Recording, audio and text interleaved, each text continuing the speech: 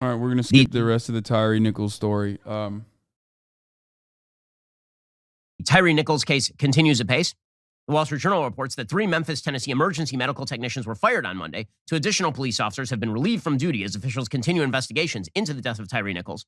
The 3 EMTs were let go after an internal investigation into their actions at the scene of Nichols' January 7th encounter with police following a traffic stop, according to the Memphis Fire Department. The review showed they failed to conduct an adequate patient assessment of Mr. Nichols. The Memphis Police Department said that Officer Preston Hemphill and a second unnamed officer were relieved from duty. The 2 officers' actions and inaction continue to be the subject of an internal investigation.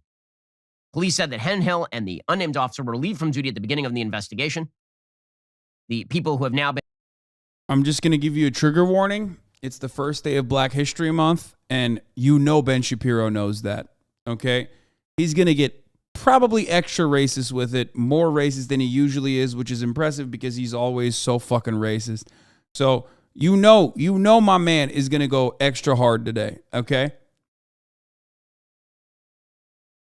As he often does. Like MLK Day, he's like, it's time to pop off. MLK was bad. He was wrong. The civil rights movement is actually is morally bankrupt, you know? Like he specializes. He like builds up all of his resentment towards black people from every other fucking day and channels it in extra hard on days and months like this. Glad to see we are starting Black History Month exactly the same way we did last year. I hope Crowder has some hits. Oh, yeah. Who have now been fired from the force are 2 of them are black. 1 of them is white because race is the only concern for our media, apparently. Okay. Blip, blip, blip.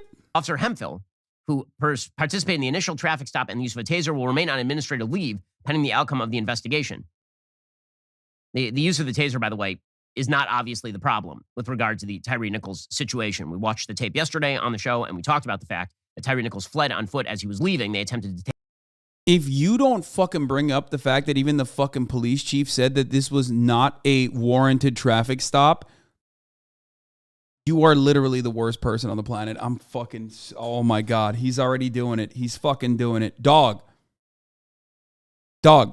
how do you mention that he fled on foot after you said, no, he has to mention it. So again, this is more reaction, legal reaction to what appears to be an egregious... He didn't magically start running on foot, dude. He got yoinked out of his fucking car for no reason. They literally did not tell him what was going on while beating the shit out of him. Oh my God. That's insane. You did not want... Oh my God. There's no way. Did they show the entire footage? Situation.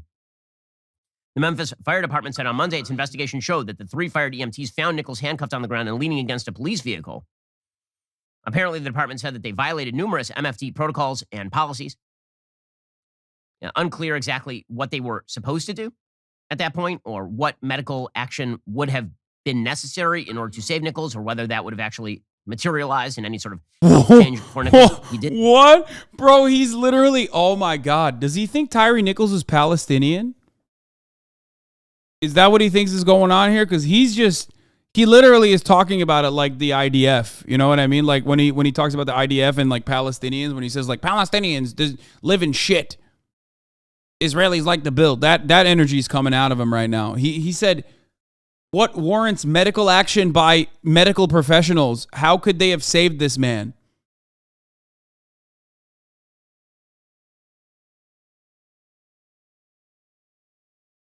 That's crazy.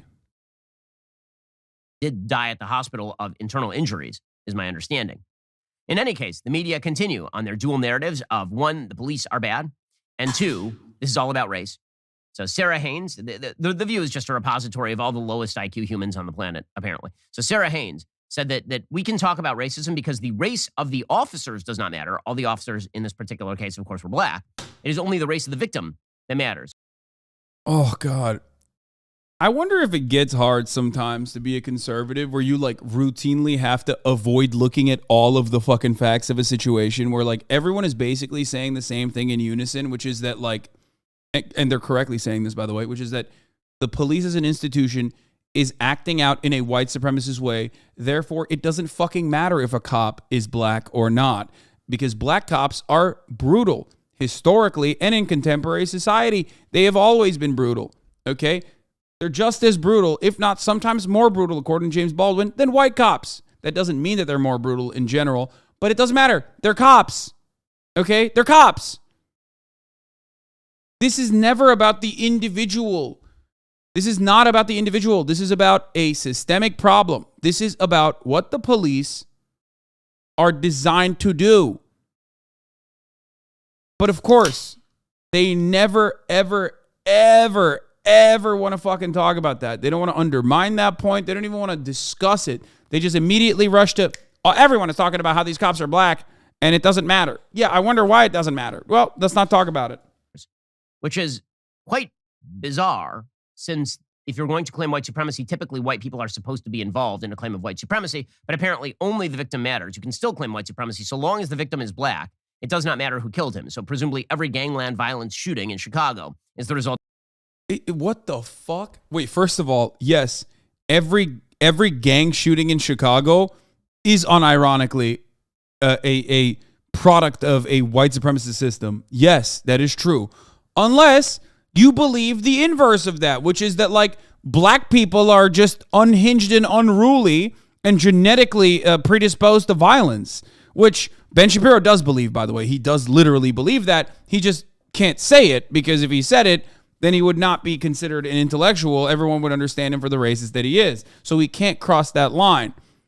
Steven Crowder often crosses that line because he recognizes that his audience is really fucking stupid, and sometimes you got to really hammer in that point. But that's it. Ben won't cross that line, obviously. But that's it. What do you mean? Well, why? Why is gang violence a permanent fixture? I wonder. Why?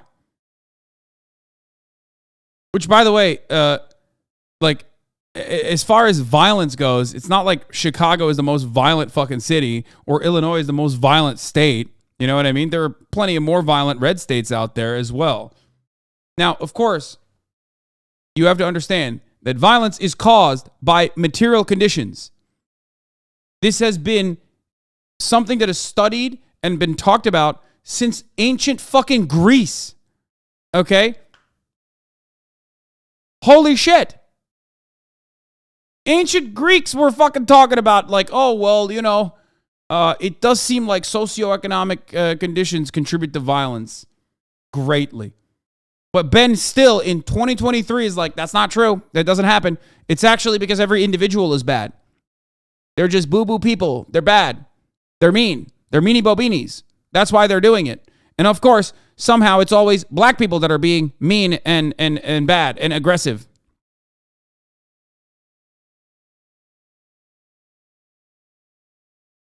Of white supremacy. This is one of these broad arguments that is beautiful for the left because it involves no actual outcome. You don't actually have to achieve a policy solution. You just blame white supremacy out there in the ether for all the bad problems on the ground. And then all of your policy prescriptions magically amount to radical leftist diversity, equity, and inclusion nonsense. Here is Sarah Haynes saying something very silly. So silly. Dude, you're a villain, dude. Like, conservative propaganda has basically turned into like being like a villain in a child textbook. You know what I mean? Like in a fucking La Fontaine story, you're the villain, you know? Like, ha. Imagine advocating for sharing and equity. What a laughable notion. Ha. I hate equity. It's like, what the fuck? Why do we never like stop to be like, dude, what are you saying? Like, that seems insane to say. Why don't you feel uncomfortable just openly stating that you're a bad person? You are the villain in every story. Part of police reform over the years were all these cameras, dash cameras, body cameras. And there is such a casualness to this aggression. And I did watch it because I think, you know, people say it was too hard to watch or I couldn't watch it. And I thought that's the least we can do, to watch what is going, because I think people have to see it sometimes to maybe be, one, I think there's a lot of people that do realize this is never acceptable, not okay. I think the fact that it was black officers shows it doesn't matter the color of the cop, it's the victim. It's the victim. It's the victim. And meanwhile, Whoopi Goldberg, she of the I will tie it back. When white people are brutally murdered by the police force, that is also a byproduct of white supremacy. Oftentimes we talk about how white supremacy kills white people as well. Okay? I'll tell you how. Because police are capital enforcers for capital, and because one of the biggest byproducts of that enforcement of the divisive politics that you need to engage in is the white supremacist justification for why you need incredible amounts of policing to begin with, that causes cops to be trained as an occupying force. And even when you're in a poor white neighborhood, because of all the justifications that you've gotten from prior white supremacist constructs of like, police have to be enforcers, police have to fucking kill people, police are always in the right when they kill people, that you end up also behaving that way against poor white people especially. You do. You do. And then you kill white people too, like Daniel Shaver in Arizona. Why is Twitch showing me a 27-month subscriber ads? First of all, I didn't even run the middle of the hour ad break, which I'm running now. But secondly, you're not currently subscribed. So I'm just letting you know.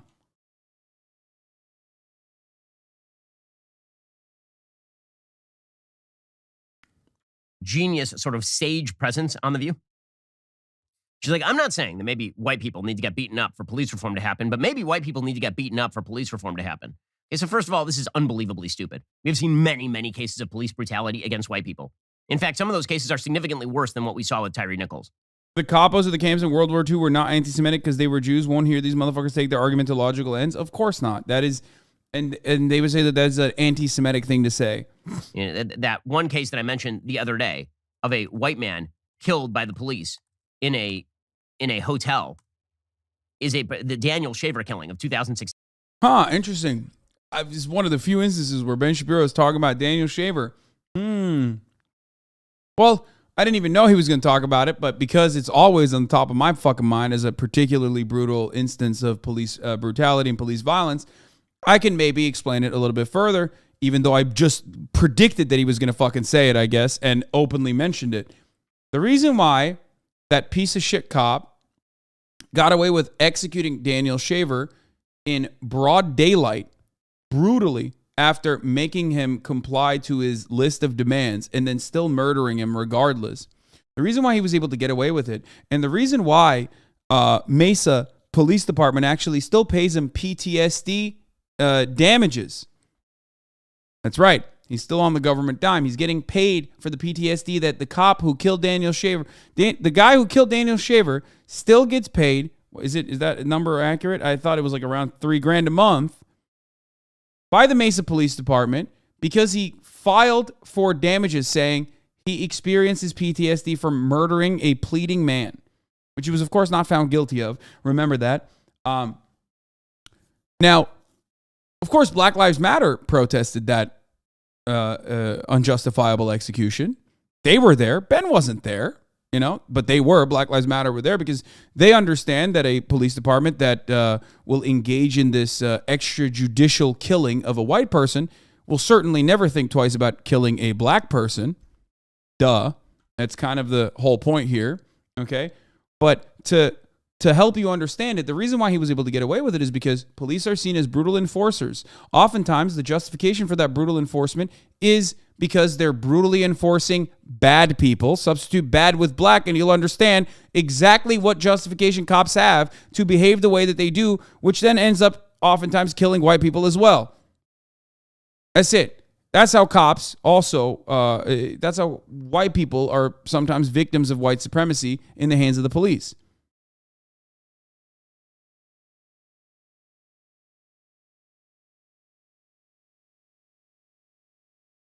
There are many other ways, of course, that white supremacy harms white people as well. But a lot of them revolve around the animosity and the fear that is baked into your existence from the jump. White people are terrified of black people in many cases. I'm using like a broad paintbrush here. I'm not saying all white people are terrified of all black people, but like there is this white resentment, white animosity, white fear towards specifically black men. And that animosity, that fear is social conditioning. Okay? And that social conditioning and that very real fear Right. The white flight to the suburbs, the fact that Donald Trump can so easily pinpoint that and say, oh, they're coming to your neighborhoods. They're going to come into your neighborhoods. They mean black people are going to come into your neighborhoods. Like literally rerunning the same old 1960s era fucking racism. And Biden as well. Exactly. That the reason why that is such a prescient and such a powerful motivator is because people are conditioned into thinking and believing that from the jump. Every aspect of our society is designed this way. Our education is designed this way. Okay, it reinforces that narrative. And that's a very powerful motivator for people. They're like, oh man, I am terrified of this. That's why we need to fund the cops instead of funding the social programs. That's why we need to fund the cops instead of funding the education system in underprivileged neighborhoods. That's why we need to separate through, invisible ways of redlining through the financial system, through the private sector, where black people live and white people live. That's why we need to stay away from black people. And that only reinforces that animosity as you are otherizing a group of individuals that you rarely ever contact, that you rarely ever see as human beings, and then you end up only seeing black people in television and media, and the way that they portray black people in television and media is oftentimes, again, reinforcing those stereotypes, violent predators, right? And when you are a captive audience to that kind of propaganda, they can justify anything. And don't listen to me say this. Listen to Lee Atwater, who openly has talked about this very famously. Lee Atwater was a consultant for, I believe, Nixon as well as Reagan. Harvey Leroy Lee Atwater is an American political consultant and strategist for the Republican Party, and he was an advisor to the U.S. Presidents Ronald Reagan and George H.W. Bush, and the chairman of the National Republican Committee, the Republican National Committee. Now, I'm going to show a very famous video of his that you have seen time and time again, but I believe it always bears repeating. There's a trigger warning. A lot of N-words in this one, okay? A lot of N-word being dropped in the video. I'm just letting you know. Hold on. With a hard R. I am trying to... What the fuck? Why can't I... What is happening with the clip? Oh, here it is. This is Lee Atwater's famous, infamous 1981 interview on the Southern Strategy. Now, buckle up for this during Black History Month, first day of Black History Month. Just, I think I'd probably play this on the first day of Black History Month every year at this point. Every year that I've been streaming, this is a video that I play because every year there's another black victim of police brutality or some other, reason why I have to play this to show people that this is how easy it is to motivate particularly white people and how they can become, victims of white supremacy in this way. Nice Bathroom says, all we asked was for do-rag streams. This is what we got instead. Okay.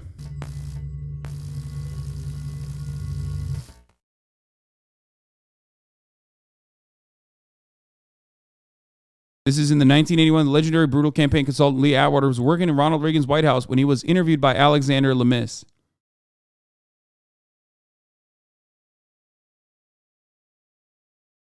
In this audio, made public for the first time ever, Atwater lays out how Republicans can win the vote of racists without sounding racist themselves. Here's how I would approach that issue as a statistician or a political scientist, or no, as a psychologist, which I'm not, is how abstract you handle the race thing. In other words, you start out, and now y'all aren't quoting me on this. You start out in 1954 by saying nigger, nigger, nigger. By 1968, you can't say nigger. That hurts you. That's a big bummer. You can't say it. That hurts you. People think you're racist when you say it in 1968. Backfire. So you say stuff like forced busing, states' rights, and all that stuff. Fun things that Joe Biden was on board with, by the way. You say forced busing, states' rights. You say all that stuff. States' rights also famously another way to uphold and justify the Confederacy. Remember, same arguments. Nothing has changed. And you're getting so abstract now. You're talking about cutting taxes and all of these things you're talking about are totally economic things, and the byproduct of them is blacks get hurt worse than whites. And subconsciously, maybe. Welfare queen. Remember, welfare queen. A byproduct of the welfare queen mentality was the welfare reform that came during the Bill Clinton era. Okay? The concept of a welfare queen is supposed to be racialized. It's a racial concept. Even though there are more white people in poverty than there are black people in poverty. Why? Because there are more white people in this country. Who are the people who think this level of austerity on a social safety net, on a benefit that they need is actually good? Racist, poor people. That's who.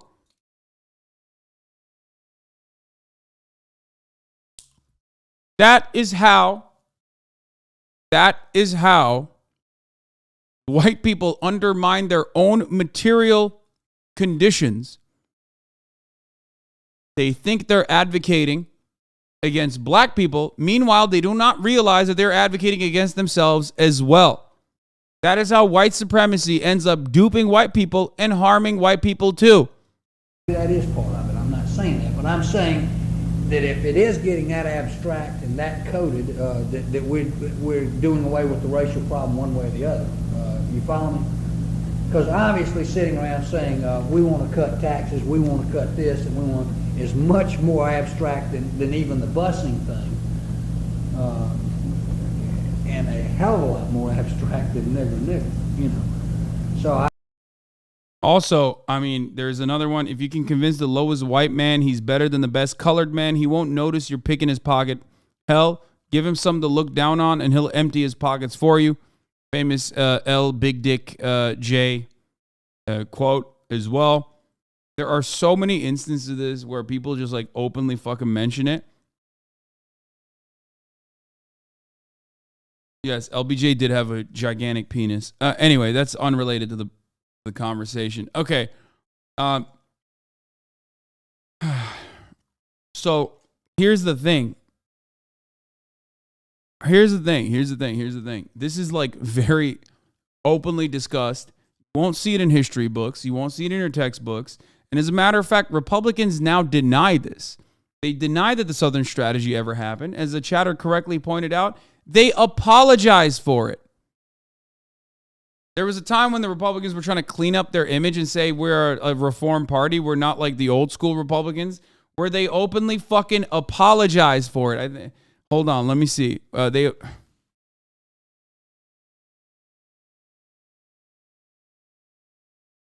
That apology is an admission for why it happened, by the way.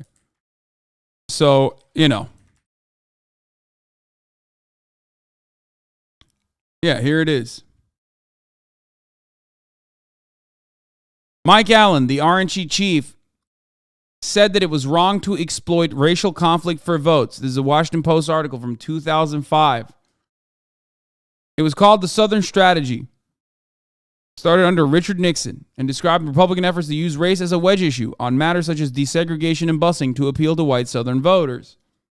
They openly fucking apologize for it. Now, Ben Shapiro acts like it's not real. It's not a thing.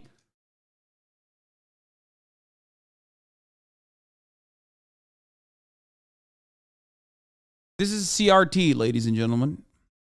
I'm giving you CRT, okay? Healthy dose of it. So remember this. This is how white supremacy ends up hurting white people too. Significantly worse than what we saw with Tyre Nichols. I mean, Tyre Nichols is really, really, really bad. Daniel Shaver is literally on the ground trying to comply with officers' orders, and they just murder him. So this notion that white people have never been the victims of police violence is absolute bullcrap. It is not true in the slightest. No one has ever said that.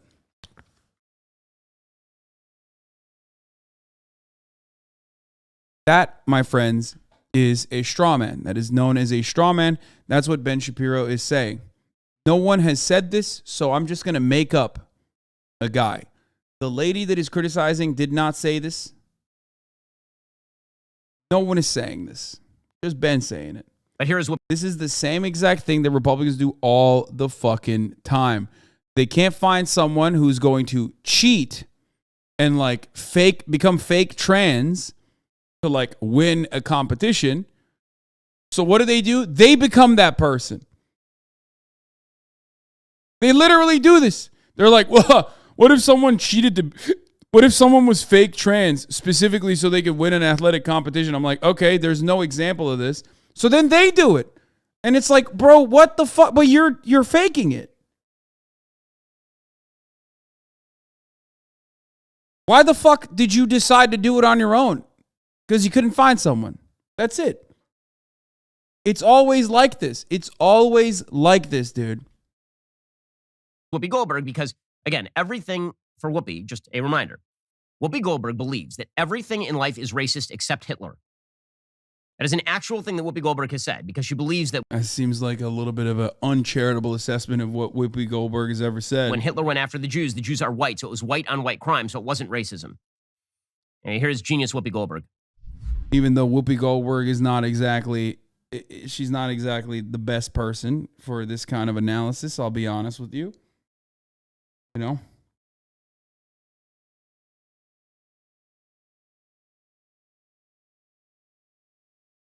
When will the brutality finally lead to some police reform from the ground up? Because clearly, it doesn't matter if it's a white policeman or a black policeman. It is a... She says something along those lines. I remember I covered it. It was a bad take. It was a really bad take. She said a lot of dumb shit throughout her very long career. Don't misunderstand me. I'm not here to defend Whoopi Goldberg. I don't give a fuck. problem in the police, in the policing itself. You know, seems things don't seem to make sense to people unless it's... Yeah, Ted Danson was dating Whoopi Goldberg, and for like her birthday, he did stand up in blackface. I do remember that. somebody they can feel or they can recognize. But how many times do we need to see white people also get beaten before anybody will do anything? Again, white people get beaten pretty regularly by the cops. I mean, the rate of white people being shot by the officers unarmed, the number of white people shot by officers unarmed is significantly higher than the number of black people shot by officers unarmed every. I wonder why. Wait, hold on. I wonder why. Wait a minute. Wait, you think it's... First of all, what is this argument? Okay. Let's analyze this for a second. So is that okay? Does that make the point valid all of a sudden? Like, oh yeah, it's okay when white people get shot by cops. But secondly, there's this weird thing called, I guess, statistics or you know, the likelihood of this thing happening to the black demographic versus the white demographic. You know, there are more white people in the country than there are black people, Ben. So I wonder what the rate is in comparison to the totality. Let me run that back. It almost feels like he slips up accidentally. It will do anything? Again, white people get beaten pretty regularly by the cops. I mean, the rate of white... Oh, wait, the rate. Wait. Hold on. Pretty regularly by the cops. I mean, the rate of white people being shot by the officers unarmed, the number of white people shot by officers unarmed is significantly higher than the number of black people. Oh, dude, damn, bro, damn. So Ben does know the fucking real numbers. He just corrected himself and said, oh, the number. That's crazy, man. That's crazy. That's so weird, dude. You almost fucking accidentally revealed a truthful statistic for once in your goddamn fucking life on your stupid ass broadcast, you fucking piece of shit. Holy shit. I'm telling you, dude. This is like whenever he like accidentally correctly genders a trans person and then catches himself in the act and then stops to directly misgender them. Bro, you brainwashed? Motherfucker, how? Wait, where is the guy who said you brainwashed? Did you guys clap him that quickly? Come on, I want to hear more from this guy. Shit. How can you look at a situation where Ben himself knows the truth, okay, accidentally reveals the truth, but then fucking turns around and like correctly gives you the wrong information? That's crazy. God damn. Not Your Average African is literally Chris Kyle, dude. It's crazy. It's Black History Month. Okay, I'll let him have this one.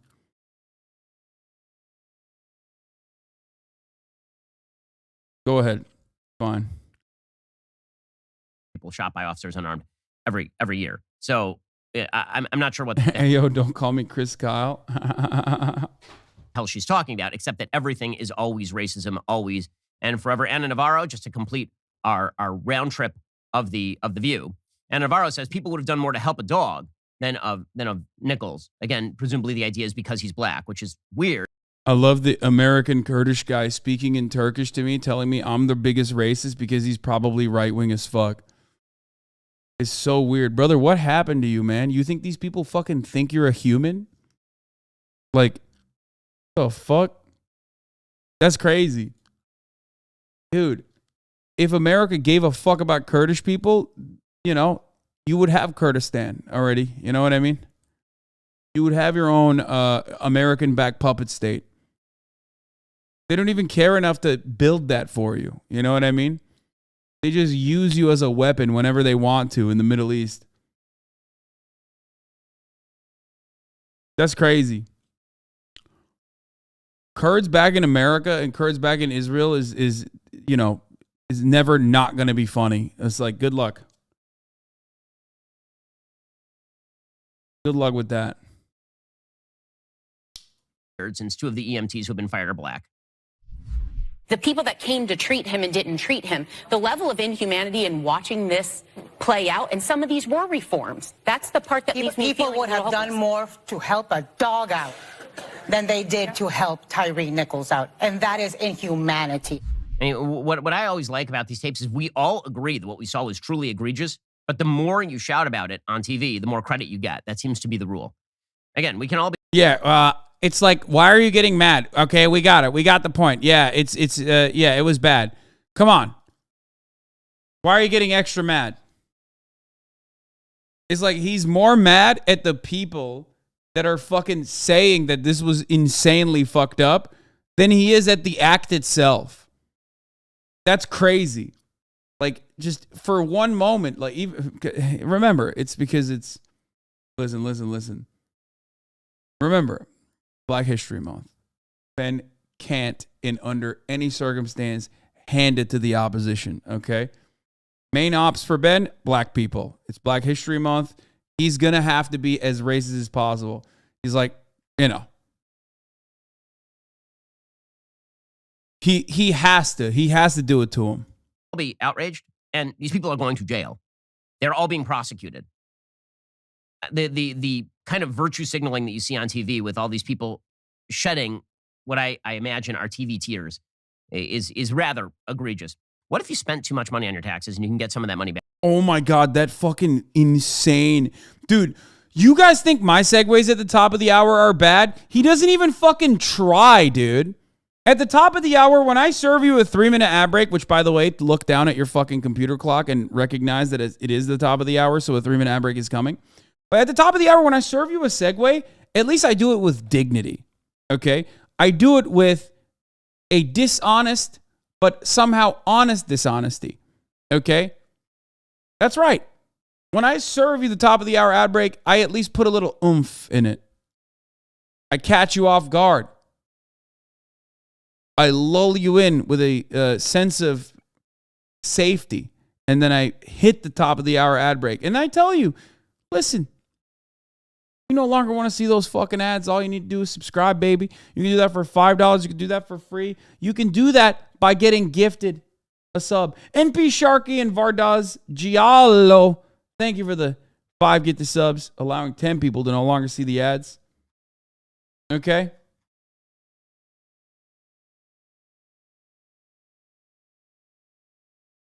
Ben just cuts the content and just bam, hits you in the fucking face. That's bullshit. There's no art to it. Nobody wants to work anymore. That's what I say. Ben's quiet quitting on these fucking ads. Here's the 3-minute ad break now, by the way. Meanwhile, again, there are 2 narratives that have emerged from the media from this. One is that all the cops are bad, and so we have to stop policing. And 2 is that racism is the real problem. So we begin with the first argument, which is that all policing is bad.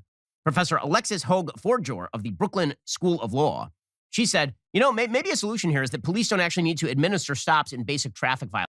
I'm gonna be honest with you. I'm bored of this. I'm gonna skip it. I don't want to watch the rest of it. It's just like, it's boring. Sorry, Ben. Your content is so fucking mid lately, dude. You can't even. He's just like. I thought he would be at least a little bit more clever. 8.56 out of 10. Let's fucking go. No, my ADHD is killing me, dude. I can't do it. It's just like. The FBI. Documania. FBI searches Biden's home in Delaware. I don't really